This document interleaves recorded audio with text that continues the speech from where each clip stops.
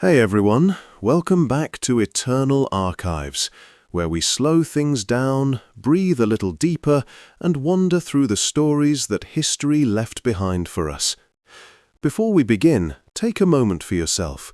Get comfortable, maybe dim the lights, and if you have a fan nearby, turn it on for that soft, steady hum in the background.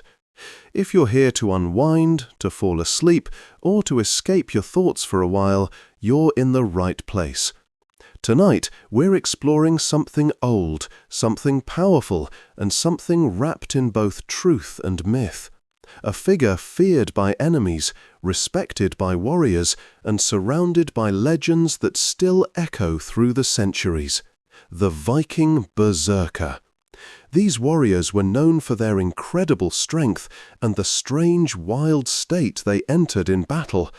But the real story behind them is deeper than most people think. Tonight, we're going to talk about who they truly were, the myths that grew around them, the weapons they carried, the gods they prayed to, and the life they lived from childhood to battle. Before we dive in, if you enjoy these long, calming history videos, don't forget to leave a like and subscribe to Eternal Archives. It helps more people find these stories, and it makes sure you never miss the next one.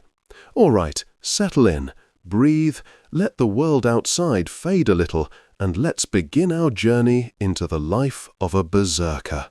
Before we go deeper into their world, it helps to pause for a moment and talk clearly about what a berserker actually was.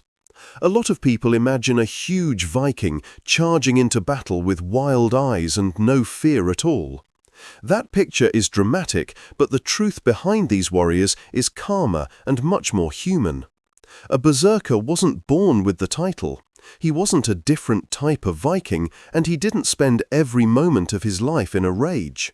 A berserker was simply a warrior known for entering a powerful, focused state during battle.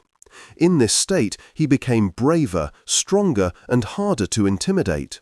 To people living at the time, this seemed like a gift from the gods. Most believed the berserker's strength came from Odin, the god of war, wisdom, and magic. If a man fought with unusual courage, others assumed Odin guided him. Outside of combat, though, berserkers lived normal lives. They farmed, they hunted, they helped build homes and repair ships. They had families, friendships, and responsibilities like anyone else. Most Vikings spent far more time preparing for winter or working the land than fighting. So the idea that berserkers were constantly dangerous or unstable isn't true. People respected them, but they weren't viewed as monsters. They were simply men with a strong spirit when conflict arrived. There are also many myths about how they dressed. Some old poems describe them fighting bare-chested. Some say they wore only animal skins. Others claim they refused armor completely. The truth is much simpler. Berserkers used whatever gear they had. If they owned a helmet, they wore it. If they had a shield, they carried it. Some wore thick furs, some wore mail shirts. Clothing didn't define the berserker. The mindset did. Weapons were practical too. The axe is famous because it was common and useful both in daily life and in battle. Spears were reliable, especially in large fights. Swords existed, but they were expensive and usually passed down through families. So a berserker wasn't tied to one weapon style. He fought with what he had and what he trusted. The rage they are known for is one of the most interesting parts of their story. Some historians think mushrooms helped trigger this state. Others think it came from controlled breathing, chanting, or simply intense focus and belief. No one fully agrees. But it's clear their rage wasn't random anger. It was something they prepared for and entered with intention. In Viking society, berserkers held a special role. They were often placed at the front of a battle to break enemy lines. Their fierce reputation alone could create fear. But they also had roles outside of war. Some guarded leaders. Some fought in one-on-one duels to settle disagreements. Their strength made them valuable, but also a little mysterious. So when we talk about berserkers, we aren't talking about uncontrollable fighters. We're talking about men shaped by belief, discipline, and the stories told about them. Men who lived normal lives but carried a different kind of fire when battle came. Before a man became a berserker, he was just a child in a hard world. Life in the Viking Age was not gentle. Winters were long, work was constant, and survival depended on effort from everyone, even the young. Strength did not begin in battle, it began in daily life. As a boy, a future berserker looked like any other child. He played outside, helped with simple chores, and listened to stories told by the fire. These stories spoke of gods, spirits, courage, and fate. Odin, Thor, and other figures were not just distant names, they were part of how people explained the world. A child grew up feeling surrounded by powers he could not see, but believed were real. What sometimes set a future berserker apart were small traits. Maybe he stayed calm when others panicked. Maybe he pushed himself harder during games or work. Maybe he reacted very strongly when he or someone he cared about was threatened. These signs were not dramatic, they were just hints that his inner fire was a little different. Daily chores built his body. Carrying water, chopping wood, pulling nets, walking long distances, all of this created natural strength and endurance. By his early teens, a boy was already used to effort and discomfort. That's when basic training as a warrior began. Training was simple and repeated often. He learned to hold a shield, swing a wooden weapon, and move his feet correctly. He practiced blocking, stepping, and staying balanced. Early on, the goal was not rage, it was control. A man who could not control himself was a danger in battle. So the first lessons were patience, focus, and discipline. At the same time, belief shaped his mind. Some families or elders might say he had a strong spirit or that a god watched over him. These words mattered. In a small village, reputation could grow from simple comments. Over time, he might start to see himself as different, stronger, or destined for something larger than an ordinary life. Sometimes an event made that feeling stronger. Maybe he acted bravely during a storm, a fight, or a hunting accident. People remembered these moments. Quiet comments, shared stories, and small nods of respect all added to his image. So the path toward becoming a berserker did not start with screaming or madness. It started slowly, with work, stories, belief, and the way others began to see him. As a young warrior grew into adulthood, his training became more serious. Childhood chores had built his strength, but now he had to learn real combat. This stage of life is where the path toward becoming a berserker truly began. It wasn't sudden or dramatic. It was slow, steady, and shaped by discipline as much as raw power. The first part of this transformation was physical. Young men trained with heavier shields and stronger weapons. They learned how to fight in tight groups, how to keep formation, and how to stay calm when things became chaotic. A future berserker didn't train to lose control. He trained to stay focused. His intensity came later, only after he had a solid foundation. The second part was mental. Viking rituals were simple but meaningful. A young warrior might sit alone by a fire, breathing slowly and clearing his thoughts. He might visit a quiet place in nature where he felt connected to something greater. Some imagined the strength of a bear or the awareness of a wolf, trying to take on the qualities of these animals. These practices helped him enter a deeper state during battle. It wasn't madness, it was focus. There is a long debate about whether berserkers used mushrooms or herbs to reach their state. Some accounts mention it, but evidence is thin. Many historians think their battle state came from controlled breathing, adrenaline, chanting, and deep belief in their gods. When a warrior truly believed Odin guided him, it gave him confidence that pushed fear aside. Reputation also played a big role. As a man grew older, people watched him closely. They noticed how he reacted under pressure, how he fought during practice, and how he handled danger. If he showed unusual calm or bravery, people began to talk. In a small community, even small moments could create a strong reputation.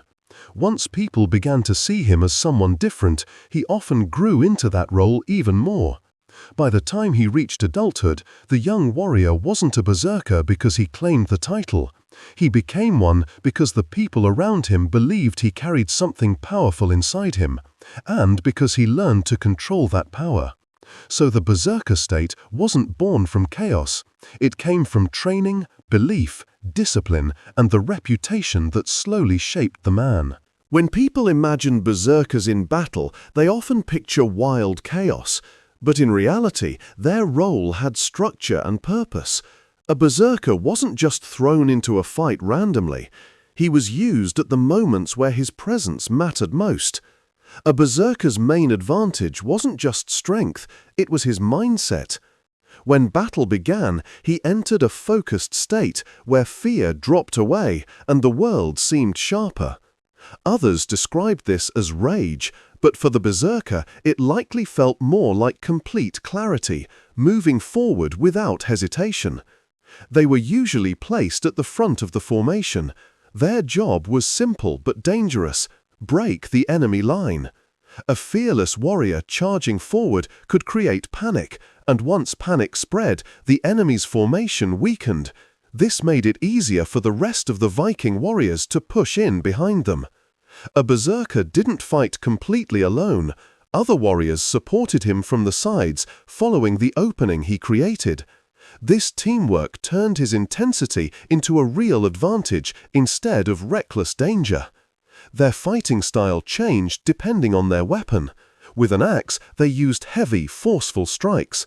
With a spear, they pushed forward with fast thrusts.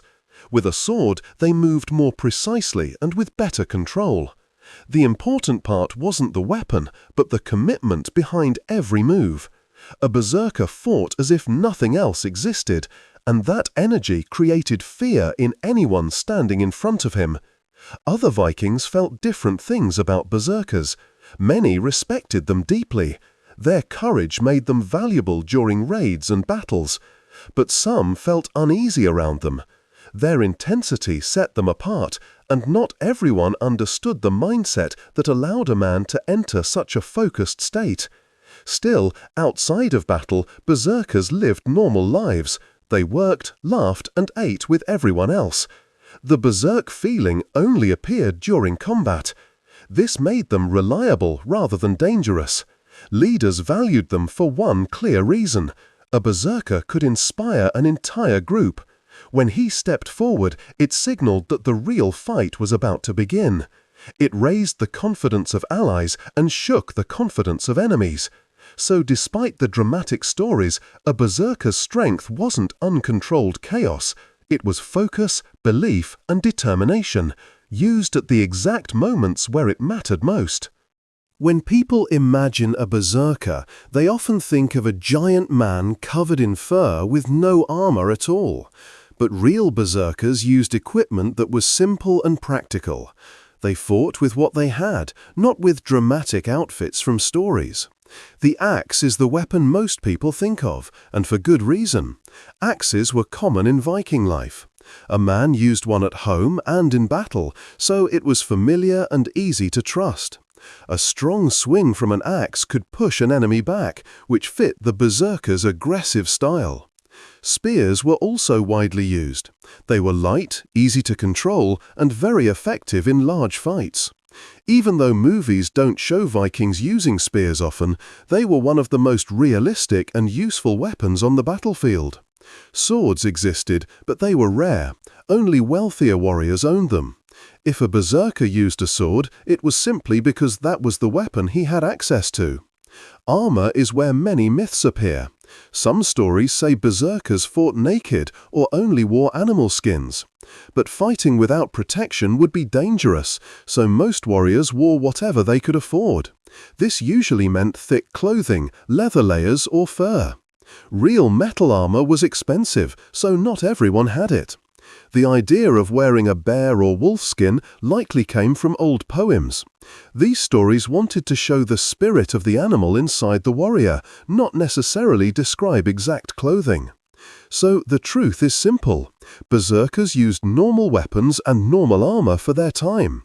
What made them different wasn't their outfit, it was their mindset, their training, and their ability to push past fear when battle began.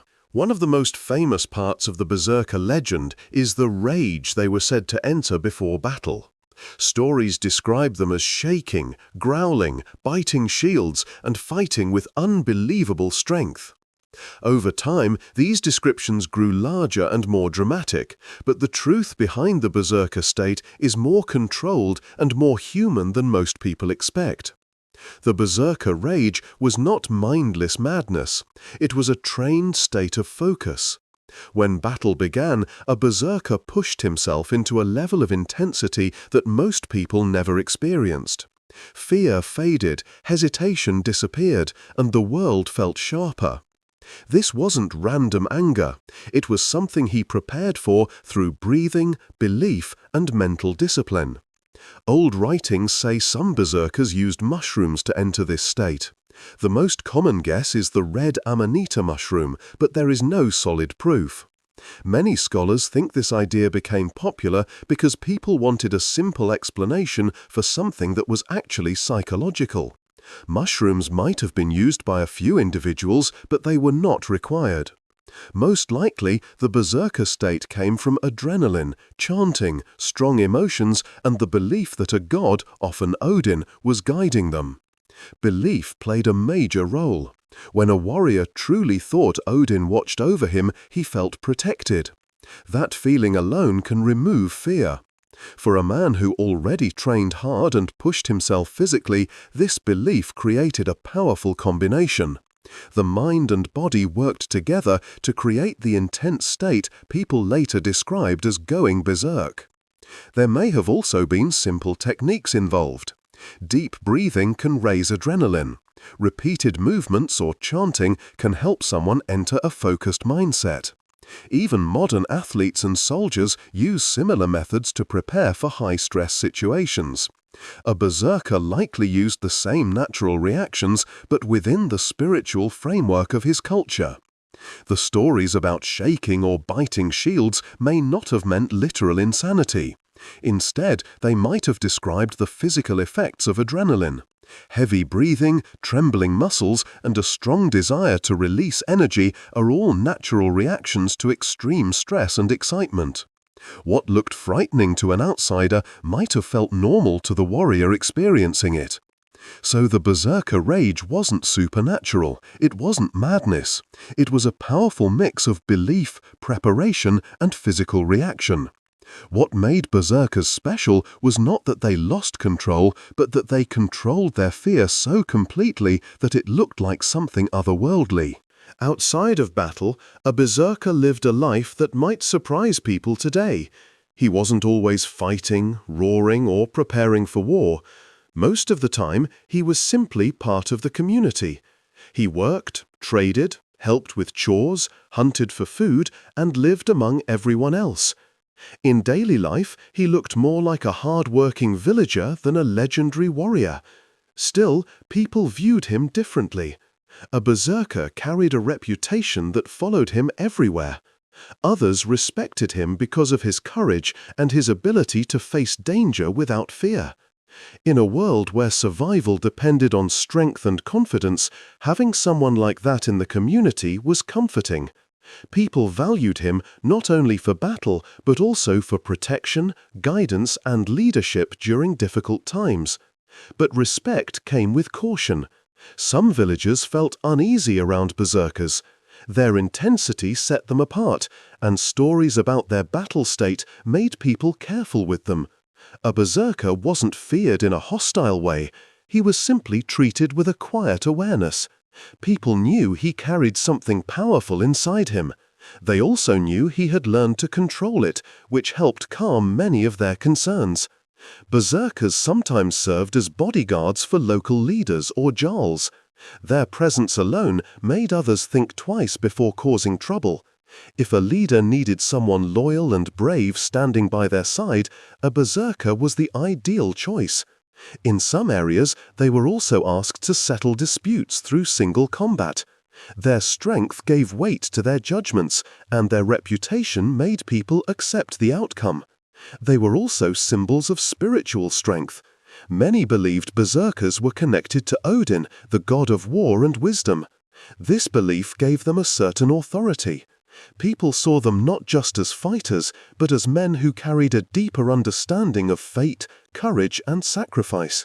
Their presence reminded others of the god's influence in daily life. Despite these roles, a berserker could still enjoy moments of normal life. He shared meals with friends, laughed during gatherings, told stories, and celebrated victories with his fellow warriors. His identity was not built on constant fury. It was built on discipline, reputation, and the quiet pride of knowing he could protect the people he cared about. In the end, a berserker's place in society was balanced, respected but watched, trusted but recognized as different. Not a monster, not a legend, simply a man shaped by the world he lived in, carrying a strength that others relied on. To understand a berserker, you have to understand the beliefs that shaped his life. Norse religion wasn't distant or symbolic. It was part of everyday thought. People believed the gods influenced weather, courage, luck, and even the outcome of battles. For a berserker, this connection felt even stronger than it did for most warriors. The god most important to them was Odin. Odin was the god of war, wisdom, magic, and death. He was not a simple warrior god. He was a seeker of knowledge, a wanderer, and a master of hidden power. Many berserkers believed that when they entered their intense battle state, they were guided by Odin himself. This belief gave them confidence. If they felt a god stood behind them, fear became smaller and their will felt stronger. Thor also played a role. Families prayed to him for protection and strength. Freya, a goddess of love and battle, was respected too. Some warriors believed she chose half of the fallen for her hall, which made dying bravely feel meaningful. These beliefs shaped how Vikings understood life and death. A brave death mattered more than a long life. Animal spirits were also important. Bears, wolves, and ravens symbolized strength, courage, and awareness. Some berserkers imagined taking on the qualities of these animals. It wasn't about turning into a creature. It was about entering a mindset where they felt stronger and more focused. Their rituals were simple: a quiet prayer, a small offering, a moment alone before battle or before sleep. These small acts helped them stay centered in a dangerous world. Belief removed fear. It gave purpose. It helped a berserker enter his battle state with a steady mind instead of chaos. Death was not the end to them. They believed in Valhalla, a great hall where brave warriors trained and feasted after dying in battle. Knowing this made danger easier to face. For a berserker, death was not something to avoid at all costs. It was simply part of the path the gods had written. In the end, belief shaped them as much as strength did. Their bodies carried power, but their minds carried the stories and gods that gave that power meaning. The berserker state has always been surrounded by mystery. Old stories describe warriors shaking, roaring, or fighting with unbelievable strength. But modern research suggests the truth was more natural and controlled than those legends suggest. A popular idea is that berserkers used mushrooms to enter their intense state. While this theory is common, there is very little real evidence. The effects of the red amanita mushroom are unpredictable and often slow a person down, which would be dangerous in the middle of a fight. So, if mushrooms were used at all, it was likely rare. A more realistic explanation is adrenaline. Before battle, warriors built up energy through chanting, shouting, and striking their shields. These actions raise the heart rate and flood the body with adrenaline. For a trained warrior, adrenaline can feel like power. Pain becomes dull, fear fades, and the body reacts faster. A berserker likely learned how to use this natural rush to his advantage. Breathing and rhythm also played a role. Repeating a movement or breathing deeply can shift the mind into a focused state. Athletes and soldiers still use these methods today. A berserker may have used them to cut away fear and narrow his thoughts until only the fight remained. Belief was perhaps the strongest factor. If a man truly believed Odin guided him, that belief alone changed how he fought. Feeling chosen or protected gave him confidence that others could not match. In a world shaped by myths and gods, belief was a powerful force. The dramatic behaviors described in sagas, such as shaking or biting shields, were likely physical reactions to stress and adrenaline, not madness. Trembling muscles, fast breathing, and bursts of tension are normal when the body prepares for danger. So, the berserker state wasn't magic or chaos. It was intense focus created through adrenaline, mindset, and deep belief. A natural reaction pushed to its limit by a trained, disciplined warrior. Most of a berserker's life was surprisingly calm. Battles and raids were rare, and the majority of his days looked the same as everyone else's. He woke early, tended the fire, checked tools, and helped with chores around the home. The Viking world demanded constant work, so even a fierce warrior spent more time farming, fishing, or repairing things than preparing for combat. In the growing seasons, he helped plant crops, carry water, and look after animals. Strength was useful, but it wasn't for show, it was for survival. Fishing was another common part of daily life. Many families lived near rivers or the sea, so a berserker often spent mornings on a small boat with others, casting nets and bringing home food. These quiet routines connected him to his community and reminded him that life wasn't just about fighting. At home, he lived like any ordinary man. Longhouses were warm, smoky places filled with simple meals, stories, and laughter. A berserker might sit by the fire in the evening carving wood, helping prepare food, or simply resting after the day's work. Family mattered deeply. He might teach his children how to use tools, how to stay safe, or how to respect the land. Around his family, he wasn't a warrior first, he was a father, a brother, or a son.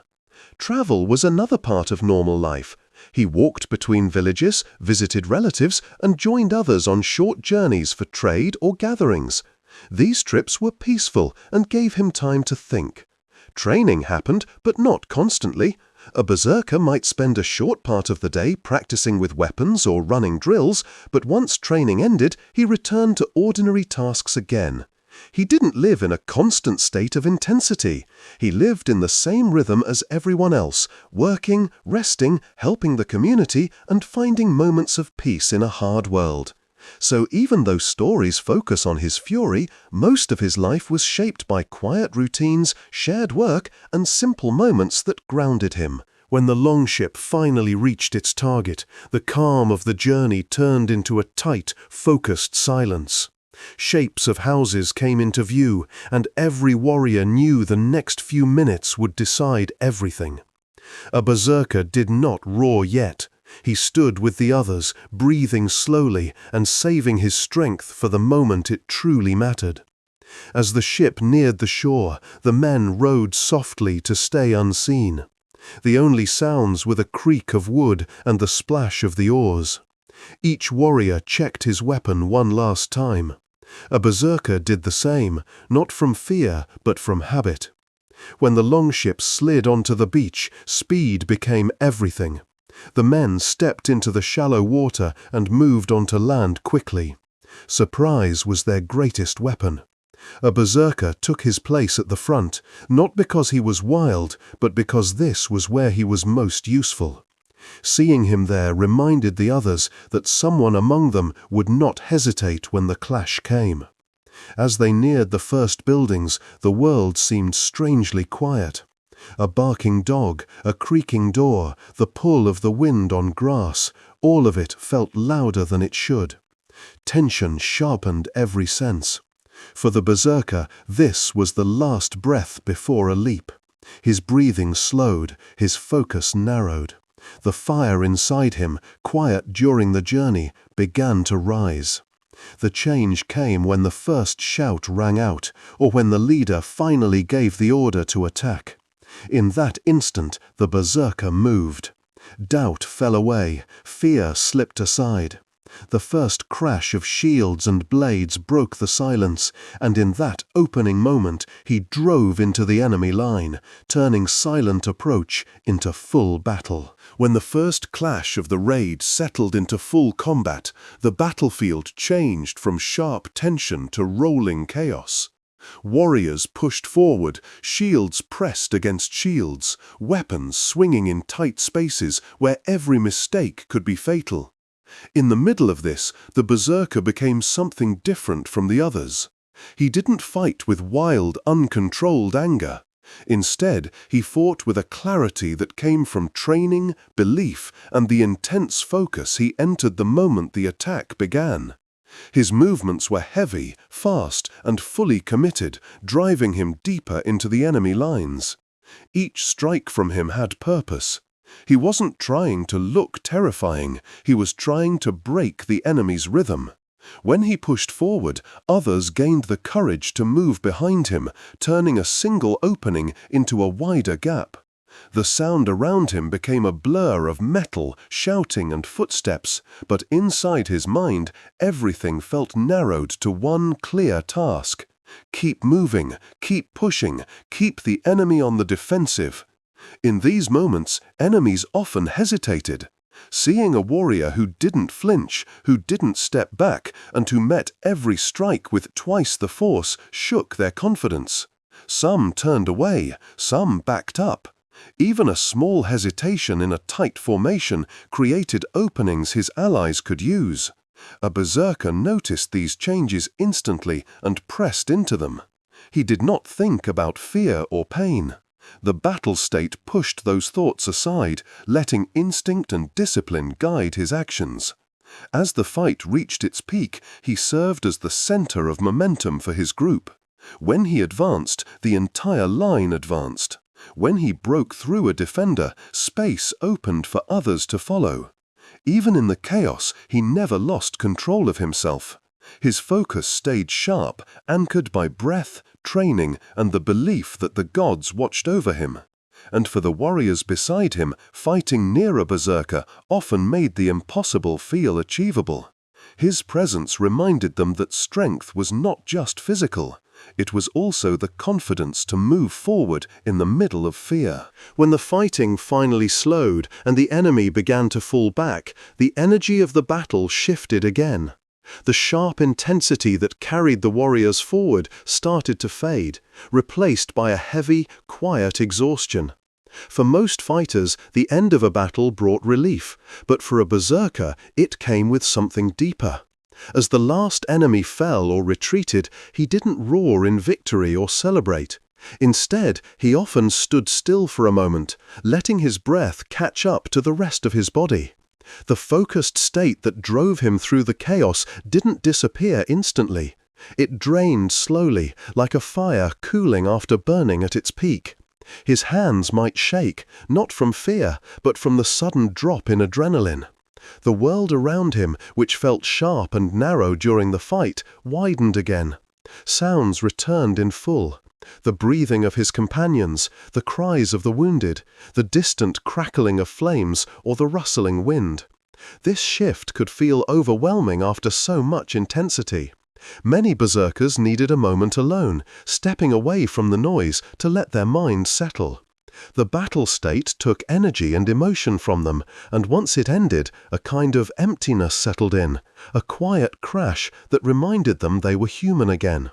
Other warriors often gave them space, understanding this transition without needing to speak about it. Coming down from that heightened state wasn't dramatic. It was quiet, almost fragile. A Berserker might sit, lean on his shield, or simply stand with his eyes on the ground, letting the world feel real again. Thoughts came back slowly. The weight of what had happened settled into the chest. The fire that once pushed him forward faded into a tired, steady warmth. Only when he felt grounded again would he rejoin the others. And when he did, he was no different from any other man on that field, tired, relieved, and grateful to still be alive. The fury that defined him in battle became a memory, replaced by the simple need to breathe, rest, and return to being part of the group. In this quiet after the storm, he was not a legend or a symbol. He was just a man, coming back to himself after giving everything he had. After returning home from a raid, a berserker entered a quiet period of recovery. The long-ship journey, the fighting, and the sharp focus he carried through it all left his body tired and his mind heavy. The first day back was calm. He greeted his family, shared food with his household, and moved slowly through the village, still adjusting to normal life after days of tension. Sleep became his main healer. After the strain of battle, he could sleep for long hours, waking only to eat before resting again. No one bothered him. Everyone understood how much energy he had burned. Warm meals helped bring him back to center. Eating simple stews or bread reminded his body that it was safe again. Over the next few days, he eased into small tasks, gathering wood, repairing something around the house, or sitting outside watching life return to its peaceful rhythm. He didn't train right away. The battle state took more from him than physical strength. It pulled him into a deeper focus that needed time to unwind. Some days he felt thoughtful and quiet, reflecting on the raid and the men who fought beside him. Other days he simply enjoyed the calm of being home. Only when he felt balanced again did he return to light training. Slow swings of his weapon, steady breathing, and short walks helped him rebuild the connection between his mind and body. Little by little he returned to the steady rhythm of village life. The fire inside him remained, but it stayed quiet, waiting for the next time he would need it. In Viking society, a berserker held a strange and powerful place. People respected him for his strength, his courage, and his willingness to stand at the front when danger came, but they also felt a quiet distance from him. It wasn't fear of violence, it was the understanding that he carried something inside him that most people didn't. Villagers trusted him to protect the community, yet they also sensed the intensity he kept hidden beneath his calm daily behavior. Around his family he was gentle, patient, and dependable. Around the village he behaved like any hard-working man, sharing meals, helping with chores, and taking part in celebrations. But everyone knew that when battle arrived, he became something far different. This dual nature made him both admired and slightly mysterious. Children looked up to him with awe.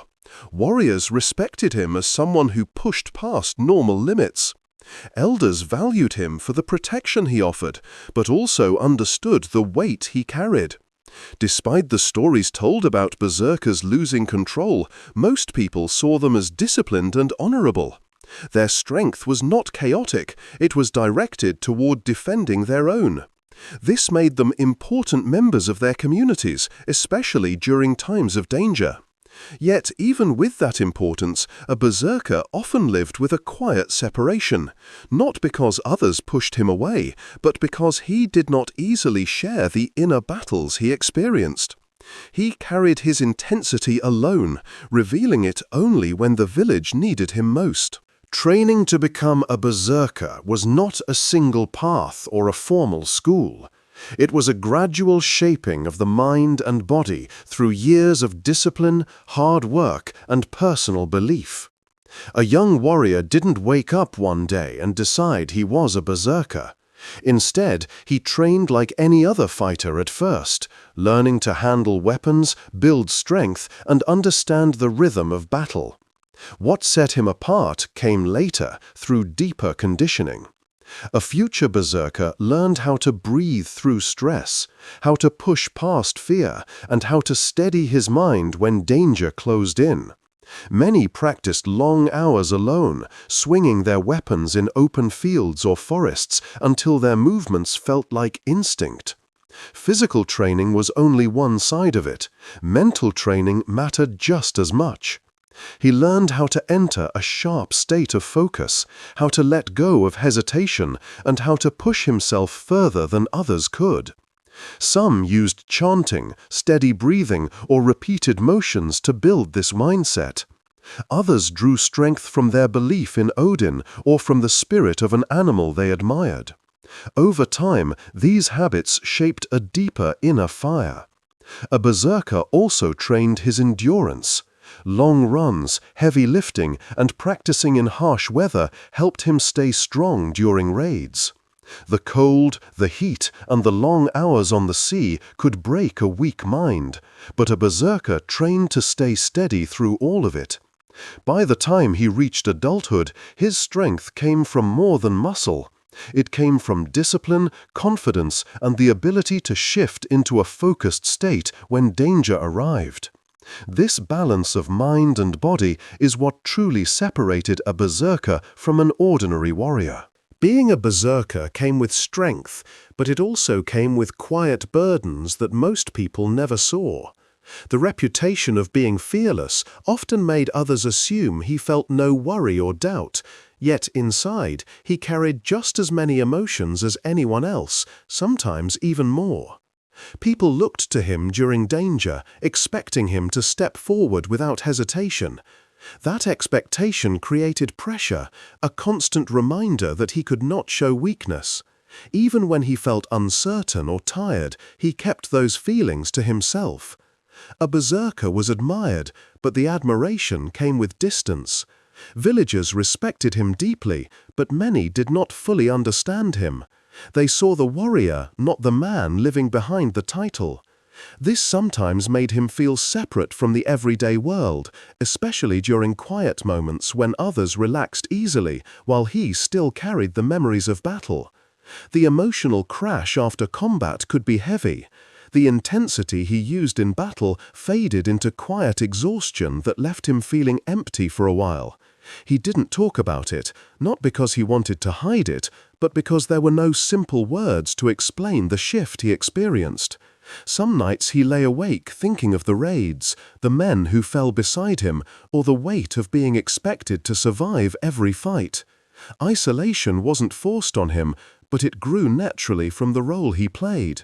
People cared for him, yet few understood what it meant to carry both strength and responsibility. Still, he accepted these burdens because he believed in protecting his community. The fire inside him was not just for battle. It was a commitment to the people who depended on him, even if that commitment sometimes felt heavy and lonely. As a berserker grew older, the fire that once drove him through battle began to settle into something steadier and quieter. Aging didn't erase his strength, but it changed how he used it. The long hours of training, the heavy blows of combat, and the miles traveled across the sea all left their mark on the body.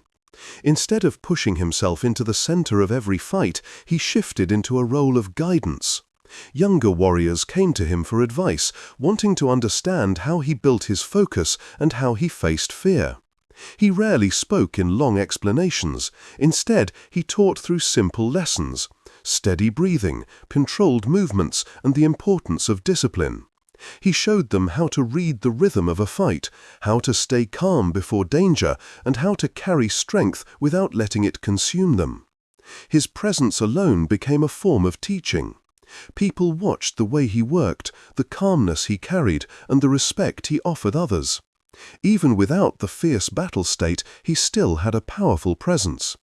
In peaceful years, he spent more time with family, helping with daily tasks and enjoying the quiet moments he once rushed through. He might sit by the fire, telling stories of old raids, not to boast, but to pass down lessons hidden inside each memory. As he aged further, younger warriors began taking the lead in battle, and he accepted this naturally. His value to the village did not fade, it simply changed. He became a source of wisdom, someone who understood both the intensity of combat and the peace needed to balance it. In his later years, he lived more like any other elder, surrounded by family, respected by the community, and grateful for the life he had survived. The fire inside him remained, but it no longer burned for war. It burned for the generations who followed after him. As the centuries passed, the world around the Berserkers began to change. Raids grew less common, kingdoms formed stronger defenses, and the old ways of warfare slowly shifted. The rise of organized armies and new laws made the idea of individual warriors fighting in intense states less practical. At the same time, Christianity spread through Scandinavia, bringing new beliefs and new views about violence, ritual, and spirituality. The Old Norse practices that once supported the Berserker mindset faded as churches replaced temples and new values shaped daily life. Many leaders saw Berserkers as reminders of an earlier, wilder age and began discouraging their methods. Some laws even banned Berserker behavior, especially acts that looked like uncontrolled aggression. As society changed, young warriors stopped training in the old way. They followed new forms of discipline, fought in tighter formations, and relied more on strategy than personal intensity. Berserkers did not vanish overnight, but the path that created them slowly disappeared. The last generations lived more like respected elders than active warriors, carrying memories of a way of life that no longer matched the world around them. Over time, stories replaced reality. The fierce but disciplined warriors became exaggerated figures in sagas and legends. Their true nature, men shaped by belief, training, and purpose, became blurred by dramatic tales. What survived in history was not their daily life or their discipline, but the echo of their presence. And even though the world moved on, the memory of the Berserkers remained, carried through stories of courage, strength, and the fire that once lived inside them. As the memory of Berserkers shifted into legend, the truth of who they were remained surprisingly grounded. They were not monsters or supernatural creatures. They were human beings shaped by a harsh world, a deep sense of duty, and a connection to beliefs that gave them strength when it mattered most. What made them different was not madness, but focus. They learned how to push past fear, how to step forward when others hesitated, and how to use their inner fire without letting it destroy them. Their communities knew this. Families relied on them, villages trusted them. Even as time passed and the world changed, the respect people held for Berserkers did not come from fear. It came from understanding the weight they carried and the sacrifices they made. When we think of them now, we often picture battle, but so much of their life was made of quiet moments, working fields, sitting by a fire, laughing with children, or traveling across calm seas. Those moments mattered just as much as the intensity of combat. They showed that behind the legends stood real men with real hopes, struggles, and responsibilities. The story of the Berserker, at its core, is not about rage. It is about discipline, belief, and the courage to face danger with an open heart. And even if their world has faded, the lessons their lives offer, strength balanced with calm, fire balanced with purpose, still speak across time to anyone willing to listen. As we move toward the end of the Berserker's story, it becomes easier to see the deeper meaning behind his life.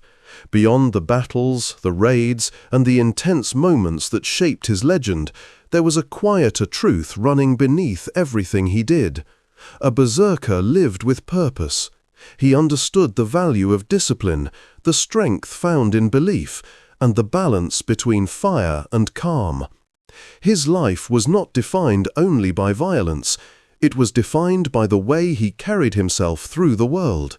He worked beside his neighbors, raised his children, honored his gods, and protected the people who depended on him. Even the battle state itself, something often misunderstood, was not chaos. It was clarity. It was focus. It was a man stepping into the role his community needed, even when it demanded more from him than most could give. And when the fighting ended, he returned to his humanity without hesitation. He laughed, he rested, he helped with chores, and he lived the same simple routines as everyone else. That dual nature, strength and softness, intensity and peace, is what made him unique. Over time, people forgot the calm half of his story and remembered only the fire. But the truth is that his life was built on both. Without the quiet moments, the fierce moments would not have existed. And without the fierce moments, the quiet ones would not have meant as much. By understanding both sides of the berserker, we understand the whole person. Not a beast, not a myth, but a man shaped by a demanding world, doing his best to serve, protect, and find meaning. In the end, the lesson his life leaves behind is simple. Strength is not only in battle.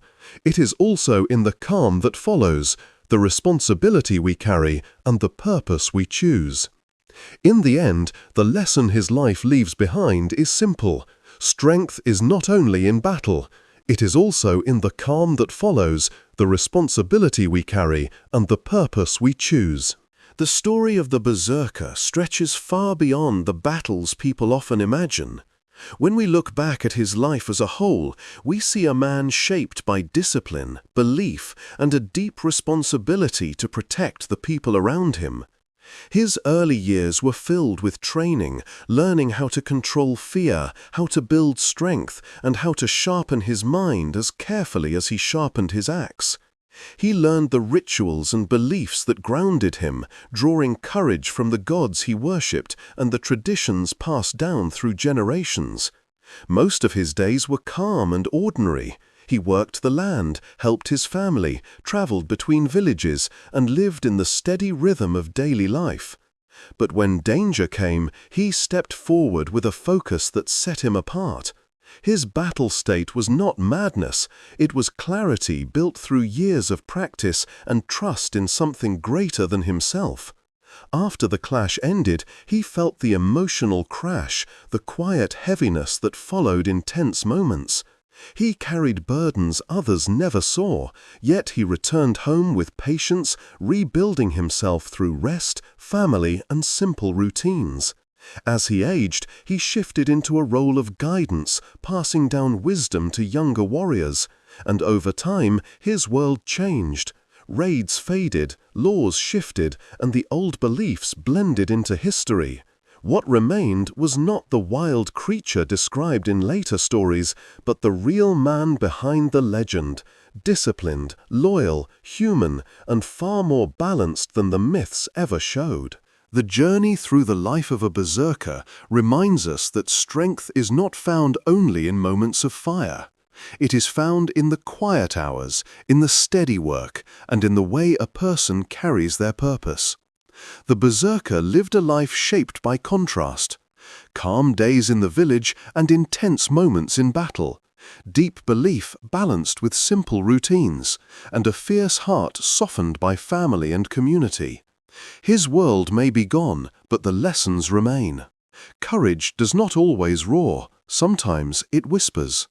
Discipline is built slowly, one choice at a time. And even the strongest people must rest, breathe, and return to themselves after carrying heavy burdens. As you close your eyes and let your thoughts settle, let this story guide you into a calm place. Imagine the quiet shores he walked, the sound of a longhouse fire at night, the peaceful rhythm of waves beneath a longship, and the stillness after a storm. You are safe, you are grounded, and just like the berserker, you carry strength inside you that is steady, balanced, and patient. Thank you for joining this journey. Whenever you need a moment of peace, a reminder of resilience, or a story to guide you into rest, you can return here. For now, breathe slowly, let the world quiet around you, and drift into the calm where strength and peace meet.